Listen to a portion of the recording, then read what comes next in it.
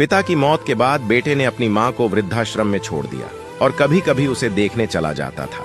एक दिन वृद्धाश्रम से फोन आया कि तुम्हारी माँ की तबीयत बहुत खराब है, वह आखिरी बार तुमसे मिलना चाहती है। जब बेटा वहाँ पहुँचा तो उसने माँ को बेहद बीमार अवस्था में पाया। माँ अपनी जिंदगी के आखिरी पड़ाव पर थी। बेटे ने पूछा, माँ आपके लिए मैं क्या कर सकता हूँ? माँ ने जवाब दिया, बेटा बस इतनी मेहरबानी कर देना कि इस वृद्धाश्रम में पंखे लगवा देना और यदि संभव हो तो एक फ्रिज भी रखवा देना ताकि यहाँ के लोगों का खाना खराब ना हो।